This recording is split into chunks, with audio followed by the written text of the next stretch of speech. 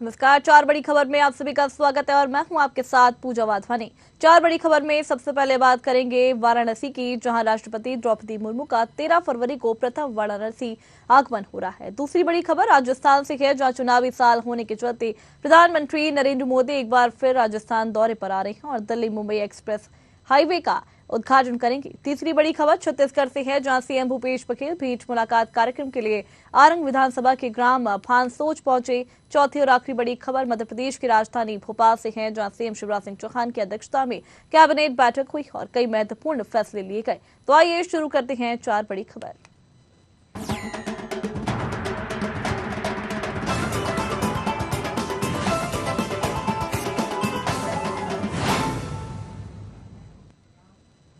शुरू करते हैं पहली बड़ी खबर से, जो राष्ट्रपति द्रौपदी मुर्मू का 13 फरवरी को प्रथम वाराणसी आगमन हो रहा है। वह करीब 5 घंटे के प्रवास के दौरान बाबा विश्वनाथ और काल भैरव का दर्शन पूजन करेंगी।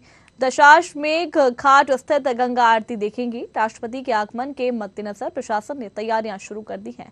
पुलिस आयुक्त मुथा अशोक जैन और जिलाधिकारी एस राजलिंगम ने पुलिस और प्रशासनिक अधिकारियों के साथ बैठक की। दोनों अधिकारियों ने मातहतों से कहा है कि यातायात व्यवस्था की कार्य योजना ऐसी बनाई जाए कि जिसके चलते आमजन को परेशानी न हो। पुलिस अधिकारियों को कहा गया है कि राष्ट्रपति के आगमन के दौरान बाबतपुर एयरपोर्ट से लेकर उनके भ्रमण से संबंधित सभी मार्गों और स्थानों पर सुरक्षा के पुख्ता इंतजाम किए जाएं।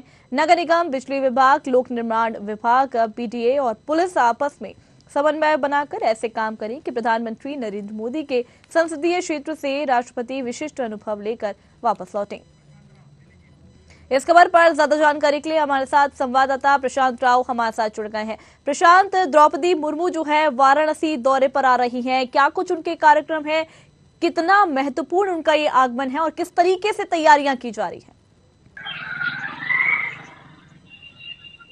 जी पूजा, मैं आपको बता दूं कि राष्ट्रपति द्रौपदी मुर्मू 12 तारीख को लखनऊ में आएंगी, जहां ग्लोबल इन्वेस्टर समिति आयोजित की जा रही है, उसमें भी सम्मिलित होंगी। और इसके बाद वो 13 तारीख को वाराणसी पहुंचेंगे, जहां प्रधानमंत्री नरेंद्र मोदी की काशी विश्वनाथ कॉरिडोर को भी देखेंगी और उसके साथ संसदीय क्षेत्र का जो उनका अनुभव है विकास कार्यों का वो भी लेंगी और गंगा आरती में भी शामिल होंगी। काशी विश्वनाथ की आरती है, उसमें भी राष्ट्रपति द्रौपदी मुर्मू शामिल होंगी। करीब 5 घंटे का ये कार्यक्रम है।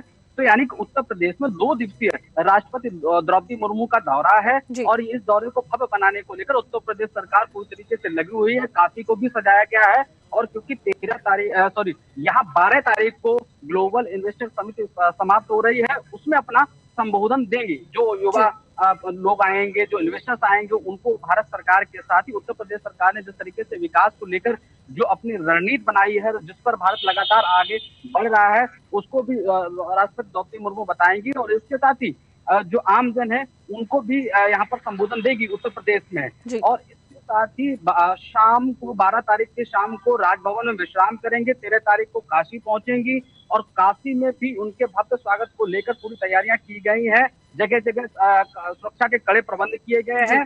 परिंदा भी उनकी सुरक्षा में पर न मार पाए, उसको लेकर जो सिक्योरिटी एजेंसी है वो अलर्ट मूड पर है। और इसके साथ ही राष्ट्रपति जिस रूट के माध्यम से काशी विश्वनाथ के दर्शन करेंगी, आरती में शामिल होंगी, वहां चाक चौबंद व्यवस्थाएं की गई हैं और चुनिंदा लोगों को ही इसमें शामिल इजाजत मिलेगी। इस दौरान मुख्यमंत्री योगी आदित्यनाथ और राज्यपाल आनंदीबेन पटेल भी राष्ट्रपति के साथ कार्यक्रम में मौजूद रहेंगे। तो ये माना जा रहा है कि 2 दिवसीय दौरा है। इस दौरान उत्तर प्रदेश सरकार में जो विकास कार्य हुए हैं उसका भी अनुभव राष्ट्रपति लेंगी और इसके साथ काशी पहुंचेंगे। काशी विश्वनाथ कॉरिडोर का जो निर्माण चल रहा है वो बहुत चर्चित है, केवल देश ही नहीं विदेशों में चर्चित है, उसको भी देखेंगी। और इसके साथ ही उनकी सुरक्षा को लेकर जो खास इंतजाम किए गए, उसमें खास महत्वपूर्ण यह है कि जो जनप्रतिनिधि हैं उनके लिए केवल पास जारी किए जाएंगे और कुछ क्षण ही राष्ट्रपति से जो है अभिवादन स्वरूप उनसे मिल पाएंगे। और उसके साथ जो उनका रिजर्व कार्यक्रम है उसमें वो अपने श्रेणीगत आगे कार्यक्रमों में शामिल होंगी और उसके बाद दिल्ली के लिए रवाना हो जाएंगी।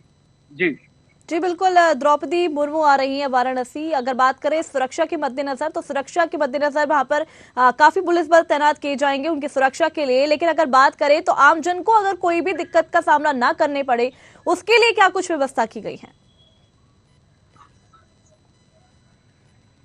जी पूजा, देखिए उसके लिए अगर देखा जाए कि उत्तर प्रदेश सरकार ने खासकर जो यातायात विभाग है उसको ये जिम्मेदारी सौंपी है। जिलाधिकारी के पास ये जिम्मेदारी है सबसे पहले, क्योंकि राष्ट्रपति लखनऊ पहुंचेंगी, इसको लेकर भी पूरी जो एयरपोर्ट से लेके और वृंदावन जहां पर ये कार्यक्रम हो रहा है ग्लोबल इन्वेस्टर समिट का, वहां तक सारे रूट पहले से ही डाइवर्ट कर दिए गए। पहले उत्तर प्रदेश सरकार कायदे पत्रों के माध्यम से और समाचार टीवी चैनलों के माध्यम से सूचना आमजन को पहुंचा दी है कि इस दौरान जब 2 दिन यहाँ ग्लोबल इन्वेस्टर समिति होगी तो रूट डाइवर्ट कर दिए गए। और क्योंकि जब काशी विश्वनाथ पहुंच रही हैं तो ऐसे में पहले से ही जिला प्रशासन की तरफ से रूट डाइवर्जन की योजना तैयार कर ली गई है कि कहीं भी किसी भी तरीके से आमजन हो, चाहे स्कूली बच्चे हो या मरीज हो, तो राष्ट्रपति के कार्यक्रम के दौरान या उनके काफिले के दौरान किसी को कोई नुकसान ना पहुंचे, कोई जनहानि ना हो, उसको लेकर पूरी तैयारियां की गई हैं। और एक सरल और सौम्य तरीके से पूरा जो रूट मैप तैयार किया गया है कि राष्ट्रपति को कितने से कितने टाइम तक कहाँ निकलना है और उसके बाद आमजन के लिए रोड खोल दिए जाएंगे। सुरक्षा का इंतजाम भले ही वीआईपी मूड का हो, लेकिन आमजन को सुविधाएं देने को लेकर विशेष ध्यान दिया गया है। और उत्तर प्रदेश की राजधानी लखनऊ में बात की जाए तो बहुत, क्योंकि 2 दिन बड़े महत्वपूर्ण हैं, जहां 10 से लेकर 12 तारीख तक देश और तमाम बड़े मेहमान यानी उद्योगपति यहाँ रहेंगे, उनकी सुरक्षा का भी सवाल है। तो ऐसे में रूट को डाइवर्ट उतने समय के लिए सिक्योरिटी के तौर पर किया जाए जब वीआईपी मेहमान निकलेंगे और उसके बाद आम जन उन रास्तों से निकल सकेंगे। और सबसे बड़ी उत्तर प्रदेश में अगर बात देखी जाए कि मुख्यमंत्री योगी आदित्यनाथ ने जब देखा है कि रूटों पर ज्यादा जो व्यस्तता हो सकती है, तो ऐसे में जो सर्विस रोड है उनको भी संचालन के तौर पर जो गड्ढे मुक्त किए गए हैं और उसके बाद अन्य कई सर्विस रोडों को भी जोड़ा गया है कि ताकि कहीं से भी कोई अन्य व्यक्ति आपात स्थिति में मूव कर सकता है और अपने गंतव्य स्थान तक पहुंच सकता है। और यही कार्यक्रम जो लखनऊ में रखा गया, इसके साथ ही वाराणसी में, क्योंकि एक चीज कही जाती है कि वाराणसी की गलियां बहुत सक्रिय हैं और वहां के रोड बहुत सक्रिय हैं, तो वो जो एक कार्यक्रम है उसके तहत बनाया गया है कि अन्य रोडों के माध्यम से जो वाहन है, अगर आपात समय में चाहे कोई एम्बुलेंस हो या बीमार व्यक्ति जा रहा हो या बच्चे को स्कूल छूटने का टाइम हो या फिर जो स्टूडेंट या फिर जो कामगार लोग अपने घर लौट रहे हैं, उनके लिए सुगम तरीके से रूट डाइवर्जन की व्यवस्थाएं की गई है। उसके लेकर जिला प्रशासन लगातार लोगों को जागरूक भी कर रहा है। जी चलिए, बहुत बहुत शुक्रिया प्रशांत हमारे साथ जुड़ने के लिए, जानकारी देने के लिए। बढ़ते हैं दूसरी बड़ी खबर की तरफ। चुनावी साल होने के चलते सियासत गर्म है। बीजेपी और कांग्रेस चुनावी मोड में आ रही हैं। इसी बीच प्रधानमंत्री नरेंद्र मोदी एक बार फिर राजस्थान दौरे पर आ रहे हैं। प्रधानमंत्री नरेंद्र मोदी 12 फरवरी को दिल्ली मुंबई एक्सप्रेसवे का उद्घाटन करेंगे। इस दौरान आम सभा भी होगी। इस आयोजन को सफल और ऐतिहासिक बनाने के लिए बीजेपी अपनी पूरी ताकत झोंकने में लगी हुई है। पार्टी प्रदेश अध्यक्ष डॉक्टर सतीश पूनिया सहित तमाम वरिष्ठ नेता दौसा में डेरा डालकर ज्यादा से ज्यादा भीड़ जुटाने की तैयारी में लगे रहेंगे। बताया जाता है कि पहले आम सभा दौसा के पास नांगल राजावतनान में होनी थी, लेकिन आम सभा का स्थान चेंज कर दिया गया है। अब आम सभा खनावड़ा गांव के रेस्ट एरिया के पास होगी। उसे लेकर बीजेपी प्रदेश अध्यक्ष सतीश पूनिया और प्रदेश महामंत्री सदन दिलावर यहां पहुंची। हालांकि इस दौरान प्रदेश महामंत्री दिलावर ने सीधे तौर पर प्रधानमंत्री की आम सभा थनावड़ में होने की पुष्टि नहीं की है। ये भारत का सौभाग्य है कि यशस्वी प्रधानमंत्री नरेंद्र मोदी जी के नेतृत्व में देश ने विकास की रफ्तार को ऊंचाइयां दी हैं। पहली बार 10 लाख करोड़ रुपए का निवेश सिर्फ इंफ्रास्ट्रक्चर में होगा। इतने बड़े बजट का पहली बार भारत में ये अभिनव प्रयास हुआ है। उसी क्रम में देश में भारतमाला के जरिए, प्रधानमंत्री ग्राम सड़क योजना के जरिए, नेशनल हाईवेज के जरिए देश को एक रफ्तार देने की कोशिश हुई है। उद्घाटन के लिए सौभाग्य है कि प्रधानमंत्री जी, पहले ये कार्यक्रम वर्चुअल होना था, लेकिन उनकी इच्छा थी कि मैं प्रत्यक्ष उस हाईवे को देखूं भी और वहीं मैं आम लोगों से, जनता से रूबरू हूं। तो ये सौभाग्य है कि प्रधानमंत्री जी NHAI के आमंत्रण पर नितिन गडकरी जी, हरियाणा के मुख्यमंत्री, तमाम लोग उसमें शिरकत करेंगे। बड़ी संख्या में, जो एक मोटा अनुमान है, 2 लाख से भी ऊपर लोग प्रधानमंत्री जी को सुनने आएंगे। माननीय प्रधानमंत्री जी आएंगे और इस एक्सप्रेस हाईवे का उद्घाटन करेंगे। सर, ये कार्यक्रम नांगल राजावतन में होगा या धंधावड़ में होगा? सर, अभी आम जन में इसको लेकर के कहीं कन्फ्यूजन है। ये तो हमारे जो माननीय मंत्री महोदय गडकरी जी, उनको तय करना है और जैसा हमने आज अखबार में पढ़ा है कि उन्होंने इस स्थान को तय कर दिया है। तो राजस्थान में चुनावी साल होने के चलते सियासत गर्म है। बीजेपी और कांग्रेस चुनावी मोड में आ रही है। इसी बीच प्रधानमंत्री नरेंद्र मोदी एक बार फिर राजस्थान दौरे पर आ रहे हैं। प्रधानमंत्री नरेंद्र मोदी 12 फरवरी को दिल्ली मुंबई एक्सप्रेसवे का उद्घाटन करेंगे। इस दौरान आम सभा भी होगी। इस आयोजन को सफल और ऐतिहासिक बनाने के लिए बीजेपी अपनी पूरी ताकत झोंकने में लगी हुई है। इस खबर पर ज्यादा जानकारी के लिए हमारे साथ संवाददाता गौरव गुप्ता हमारे साथ जुड़ गए हैं। गौरव, राजस्थान में चुनावी साल है, बीजेपी और कांग्रेस दोनों ही चुनावी मोड में आ गई हैं। उसको देखते हुए प्रधानमंत्री नरेंद्र मोदी का आगमन, उनका दौरा कितना महत्वपूर्ण माना जा रहा है, क्योंकि चुनावी साल है ये? देखिए, चुनावी साल है, इसको बहुत महत्वपूर्ण माना जा रहा है, क्योंकि यहाँ पर जो स्थिति है वो स्थिति आप देखेंगे कि जिस तरीके से यहाँ पर चुनावी मोड में सारी पार्टियां आ गई। और सबसे बड़ी बात यह है कि इस साल यहाँ अभी एक तरीके से खुला हुआ मान रहे हैं। तो इस चीज को देखते हुए यहाँ पर बहुत महत्वपूर्ण ये दौरा है। साथ ही एक बड़ा एक्सप्रेस हाईवे जो कि मुंबई से दिल्ली को कनेक्ट कर रहा है, जिसका उद्घाटन बांदीकुई में प्रधानमंत्री करने वाले हैं। तो ये एक बहुत बड़ा हाईवे है। इस हाईवे को लेकर भी एक बड़ी सौगात राजस्थान को मिलने वाली है। तो इस सौगात का भी हो ना हो, चुनाव में बेहतरीन फायदा भाजपा को मिलने वाला है। तो इस तरीके से ये देखा जाए तो ये दौरा हर तरीके से महत्वपूर्ण है। जिस तरीके से जनसभा वो करने वाले हैं, इस उद्घाटन के बाद वो एक जनसभा करेंगे, तो बांदीकुई में एक जनसभा करने वाले हैं। विशाल जनसभा है। जिस तरीके से पिछले कुछ दिनों में आपने एक्टिविटी देखी होगी किरोड़ी लाल मीणा की, जो कि लगातार सरकार पे प्रखर, जो राजस्थान सरकार है कांग्रेस की, उस पर प्रखर प्रहार करते हुए आ रहे हैं। पेपर लीक के मामले हो चाहे उससे पहले के मामले हो, उनको इसकी भागदौड़ भी सौंपी गई। तो इस तरीके से हम समझ सकते हैं कि किस तरीके से दौरे की तैयारी है। और इसी दौरे की तैयारी को लेकर आज सुबह जो प्रदेश अध्यक्ष है सतीश पूनिया और प्रदेश महामंत्री मदन दिलावर दोनों जगह का निरीक्षण करने गए हैं। दौरे में की तैयारी को देखने गए हैं। वहां पर दौरे की तैयारियां शुरू हो गई है। जो वहां डोम लगने की तैयारियां भी शुरू हो गई है। डोम लगना शुरू हो गया। 12 तारीख को दौरा होने वाला है।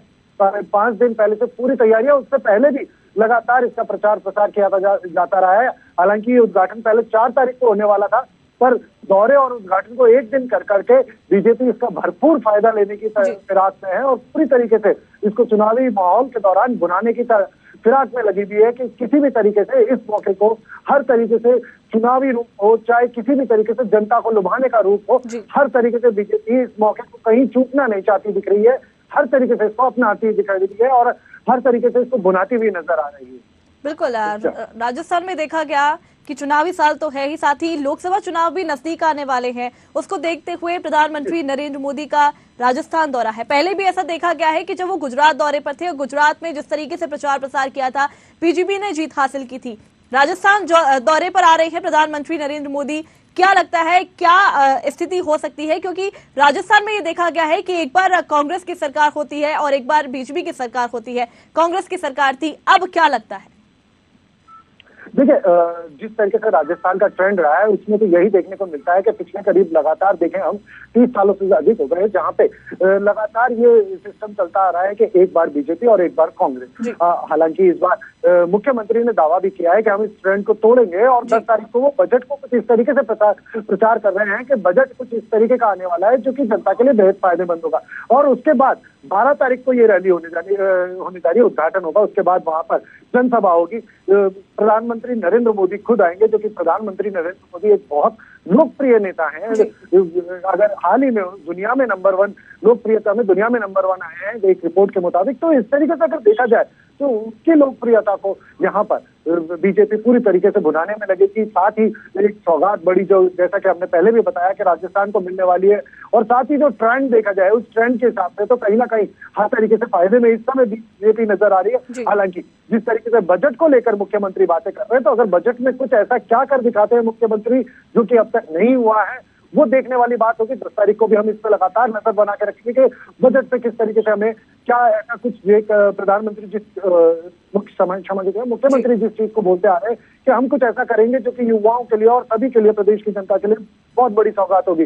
पर उससे पहले प्रधानमंत्री नरेंद्र मोदी ने तो अपनी सौगात दिखा दी है। उन्होंने मुंबई दिल्ली एक्सप्रेस हाईवे, जो कि मैं हाईवे की एक खूबी बताना चाहूंगा आपको कि इस हाईवे से बांदीकुई से अगर हम दिल्ली के सफर की बात करें तो पहले 4 से 5 घंटे लगा करते थे, तो अब लगभग 2 घंटे लगने वाले हैं। हाल ही में इससे एक टेस्ट भी हुआ जिसमें ये देखा गया कि पानी भी, गाड़ी में पानी भरा हुआ पानी का गिलास भी नहीं गिर रहा है। तो इस तरीके से एक बेहद उच्चतम क्वालिटी का हाईवे ये बताया जा रहा है और इसको दिखाया जा रहा है कि एक बहुत उच्चतम क्वालिटी का हाईवे है। तो इस तरीके की सौगात अगर प्रधानमंत्री यहाँ देते हैं और वो भी चुनावी वर्ष में, तो उसका डेफिनेटली बीजेपी को कहीं ना कहीं फायदा होगा। चलिए, बहुत बहुत शुक्रिया गौरव हमारे साथ जुड़ने के लिए, जानकारी देने के लिए। तो ये थे आपके सामने दूसरी बड़ी खबर। बढ़ते हैं तीसरी बड़ी खबर की तरफ, जहां छत्तीसगढ़ के सीएम भूपेश बघेल भेंट मुलाकात कार्यक्रम के लिए आरंग विधानसभा के ग्राम भानसोच पहुंचे। इस दौरान उनके साथ नगरीय प्रशासन और विकास मंत्री डॉक्टर शिव डहरिया भी मौजूद रहे। यहां हेलीपैड पर ग्रामीणों, जनप्रतिनिधियों और अधिकारियों ने उनका आत्मीय स्वागत किया गया। सीएम भूपेश बघेल ने कहा कि कांग्रेस की सरकार बनते ही हमने ऋण माफी की घोषणा पर अमल किया है और ऋण माफी में पहला सिग्नेचर किया है। 19 लाख किसानों का 2500 रुपए की दर से धान खरीदा। राजीव गांधी किसान न्याय योजना के बारे में बताते हुए मुख्यमंत्री ने कहा कि 31 मार्च को न्याय योजना की चौथी किश्त मिल जाएगी। इससे पहले सीएम भूपेश बघेल ने मंगलवार को सोशल मीडिया पर एक पोस्ट डाली, जिसमें लिखा कि आंकड़े जो दिखाते हैं उससे किसान विरोधी भाजपा को नीयत साफ हो रही है। सीएम भूपेश बघेल ने केंद्रीय बजट को सर्वसमावेशी बताने वाली भाजपा के आंकड़ों पर घेरा है। मुख्यमंत्री ने कहा कि आंकड़े दिखाते हैं किसान विरोधी भाजपा की नीयत। इससे बीजेपी के कथित रूप से किसान हितैषी होने का दावा खोखला सिद्ध हो जाता है। एस.एन. सुब्बाराव जी जो प्रसिद्ध गांधीवादी थे, उनकी आज जयंती थी और पूरे देश के 27 राज्यों के प्रतिनिधि आए थे और 3 देश के भी विदेशी मेहमान आए थे और एक बढ़िया कार्यक्रम पूरे सप्ताह भर के प्रशिक्षण उसमें शामिल हुआ मैं। और साथ ही रमन सिंह जी अब आंकड़े भूलते जा रहे हैं। जो उन्होंने 58% लागू किया था वो बोलते थे 56%। अभी जो विधानसभा में पारित हुआ है वो उसको 76% हुआ, बोलते हैं 82%। और वही काम कर रहे हैं, मतलब राजभवन और रमन सिंह दोनों के बयान एक ही जैसे हैं। तो रमन सिंह को यदि इसका विरोध था तो विधानसभा में क्यों नहीं बोले, जबकि उसको बोलने का मौका मिला था, तब वहाँ समर्थन किए। अब बाहर में विरोध कर रहे हैं, इसका मतलब ये है कि भारतीय जनता पार्टी आरक्षण नहीं चाहती। दूसरी बात, जो एमएसपी है, हमारे समय में 2004 से लेकर 2013 तक 14 तक के जो एमएसपी बढ़ा है वो 137% बढ़ा है। भारतीय जनता पार्टी शासनकाल में 2014 से लेकर 2023 तक के जो एमएसपी 22 तक की जो एमएसपी है वो केवल 55%। तो कहाँ 137% और कहाँ 55%। तो किसान विरोधी हैं, ये बात स्पष्ट रूप से दिखाई देता है। तो छत्तीसगढ़ के सीएम भूपेश बघेल भेंट मुलाकात कार्यक्रम के लिए आरंग विधानसभा के ग्राम भानसोच पहुंचे, जहां इस दौरान उनके साथ नगरीय प्रशासन और विकास मंत्री डॉक्टर शिव डहरिया भी मौजूद रहे। यहाँ हेलीपैड पर ग्रामीणों, जनप्रतिनिधियों और अधिकारियों ने उनका आत्मीय स्वागत किया। सीएम भूपेश बघेल ने कहा कि कांग्रेस की सरकार बनते ही हमने ऋण माफी की घोषणा पर अमल किया है और ऋण माफी में पहला सिग्नेचर किया है। 19 लाख किसानों का 2500 रुपए की दर से धन खरीदा। राजीव गांधी किसान न्याय योजना के बारे में बताते हुए मुख्यमंत्री ने कहा कि 31 मार्च को न्याय योजना की चौथी किश्त मिल जाएगी। ज्यादा जानकारी के लिए हमारे साथ संवाददाता निशा द्विवेदी हमारे साथ जुड़ गई हैं।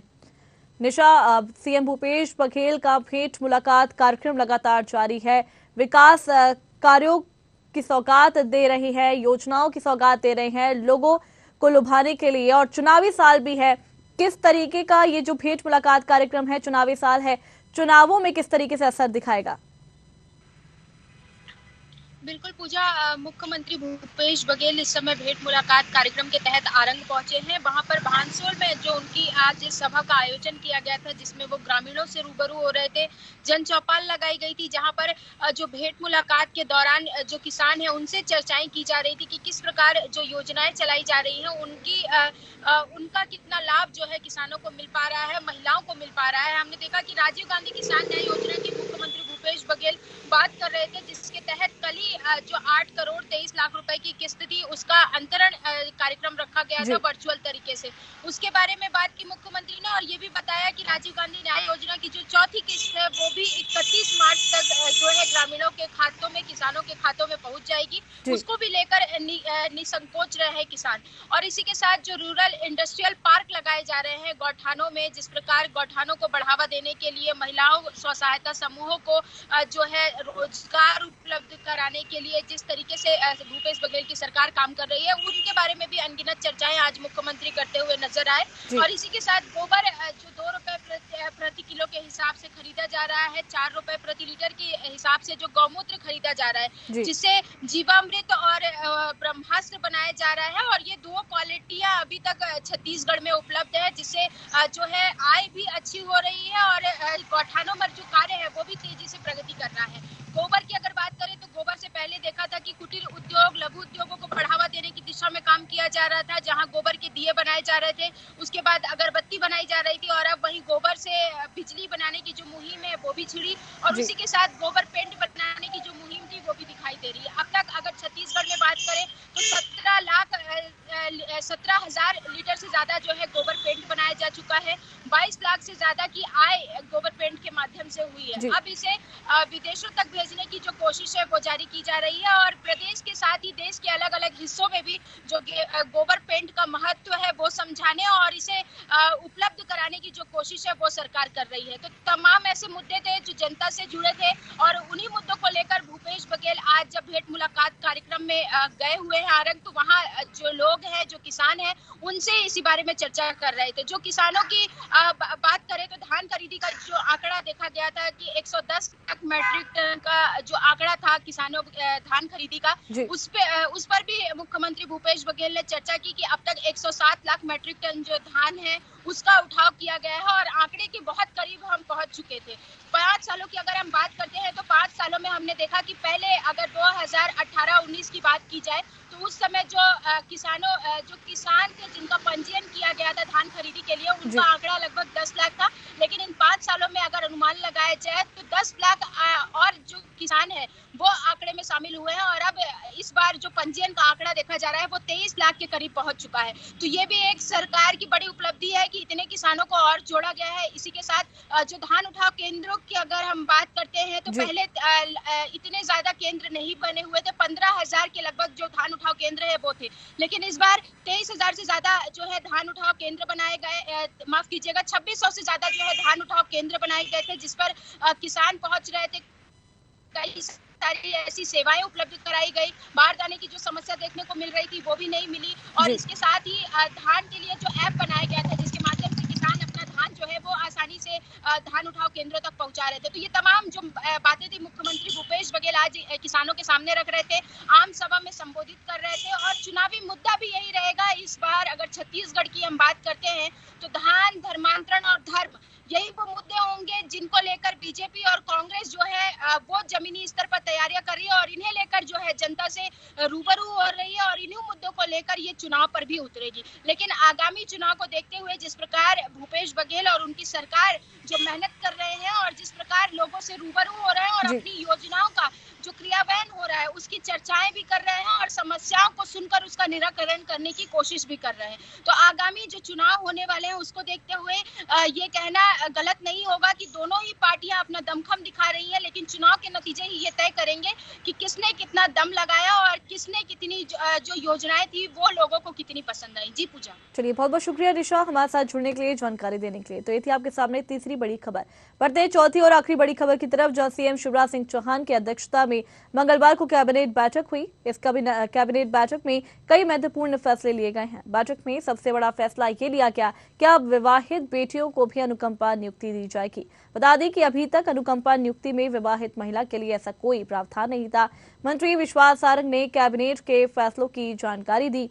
उन्होंने बताया कि बैठक में फैसला लिया गया है कि सरकारी कर्मचारी अधिकारी की मौत होने पर बेटों की तरह विवाहित बेटी अनुकंपा नौकरी की हकदार होगी। विश्वास सारंग ने कहा कि ये निर्णय बड़ा दूरगामी होगा, साथ ही महिला सशक्तिकरण की नीति को भी स्थापित करता है। कैबिनेट में ये भी तय हुआ कि प्रदेश में अवैध अतिक्रमणकारियों से मुक्त कराई हुई जमीन पर शहरी क्षेत्रों में मल्टी स्टोरी बिल्डिंग बनाई जाएगी। यहाँ कमर्शियल एक्टिविटी के साथ उनके पास घर नहीं हुए, उन्हें क्रॉस सब्सिडी भी माध्यम से गरीबों को मकान उपलब्ध कराएंगे। ग्रामीण क्षेत्रों में बिल्डिंग बनाई नहीं जा सकती तो वहीं जमीन दी जाएगी। आज माननीय मुख्यमंत्री शिवराज सिंह चौहान जी की अध्यक्षता में मध्य प्रदेश की मंत्री परिषद की बैठक संपन्न हुई और आज का दिन फिर मध्य प्रदेश और देश के इतिहास में दर्ज होने के निर्णय लेने वाला दिन स्थापित हुआ है। माननीय मुख्यमंत्री शिवराज सिंह चौहान जी ने आज निर्णय लिया है कि अभी तक मध्य प्रदेश में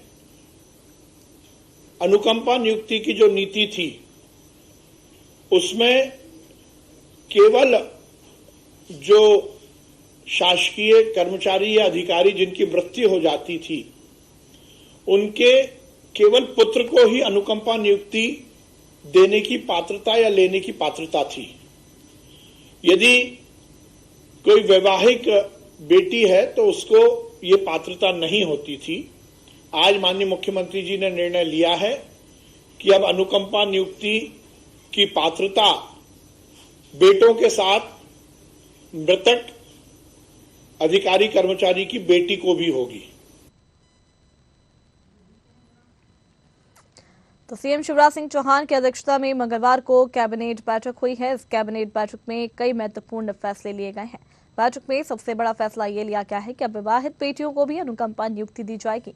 बता दें कि अभी तक अनुकंपा नियुक्ति में विवाहित महिला के लिए ऐसा कोई प्रावधान नहीं था। मंत्री विश्वास सारंग ने कैबिनेट के फैसलों की जानकारी दी।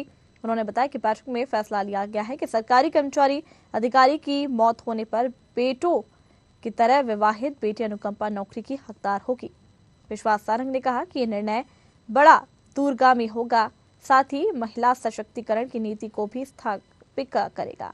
कैबिनेट में यह भी तय हुआ है कि प्रदेश में अवैध अतिक्रमणकारियों से मुक्त कराई हुई जमीन पर शहरी क्षेत्रों में मल्टी स्टोरी बिल्डिंग बनाई जाएगी। यहाँ कमर्शियल एक्टिविटी के साथ जिनके पास घर नहीं है उन्हें क्रॉस सब्सिडी के माध्यम से गरीबों को मकान उपलब्ध कराएंगे। ग्रामीण क्षेत्रों में बिल्डिंग बनाई नहीं जा सकती तो वहां जमीन दी जाएगी। तो ये है आपके सामने चौथी और आखिरी बड़ी खबर, जहां सीएम शिवराज सिंह चौहान की अध्यक्षता में मंगलवार को कैबिनेट बैठक हुई है। इस कैबिनेट बैठक में कई महत्वपूर्ण फैसले लिए गए हैं।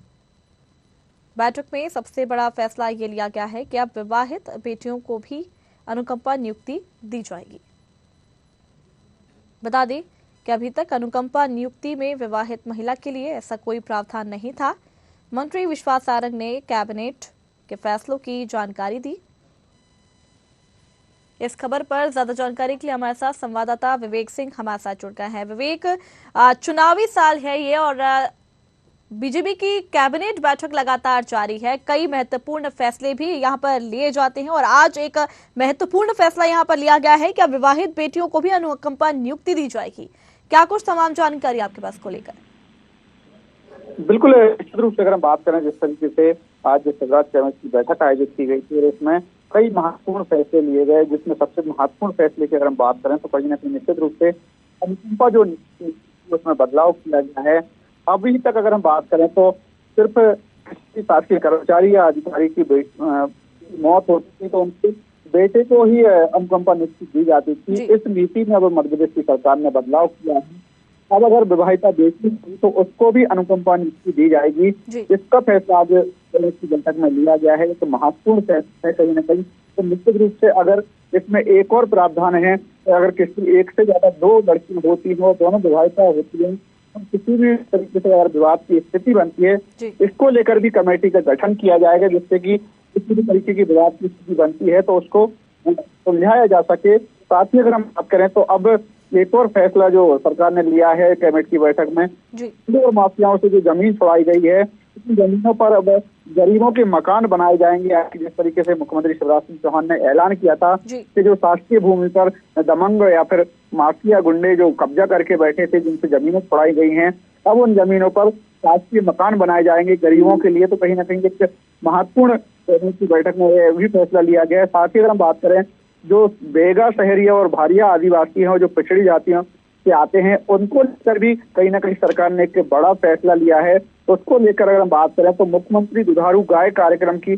शुरुआत मध्य प्रदेश सरकार करने जा रही है। इसके माध्यम से अगर हम बात करें, जो बेगा शहरी और भारिया आदिवासी हैं उनको प्रत्येक व्यक्ति को 2 गायें दी जाएंगी, जिससे कि वह अपना पालन पोषण कर सकें, और जो गाय होगा उसका सरकार के माध्यम से बेचा जाएगा। तो कहीं ना कहीं सरकार उनकी खरीदारी भी करेगी। और इसके साथ ही हम बात करें तो मध्य प्रदेश से नेशनल काउंसिल जो है इनके पदों पर भी सृजित किया गया है, यानी कि 37 नए पदों को सृजित किया गया है, उन पर भर्ती प्रक्रिया की जाएगी। अगर हम बात करें तो उच्च न्यायालय जबलपुर में जो परीक्षा सेल है उसमें भी 20 नए पदों पर भर्ती प्रक्रिया की जाएगी, यानी कि कह सकते हैं तो महिलाओं से लेके बुजुर्गों तक और जो आदिवासी क्षेत्र से जो लोग आते हैं, चाहे बेगा शहरी आदिवासी हों, इनको भी कहीं ना कहीं अब रोजगार के अवसर मध्य प्रदेश सरकार उपलब्ध कराने की तैयारी में लगी हुई है। और इसको लेकर आज कैबिनेट की बैठक में कई महत्वपूर्ण फैसले भी हुए हैं। जी चलिए, बहुत बहुत शुक्रिया विवेक, हमारे साथ जुड़ने के लिए, जानकारी देने के लिए।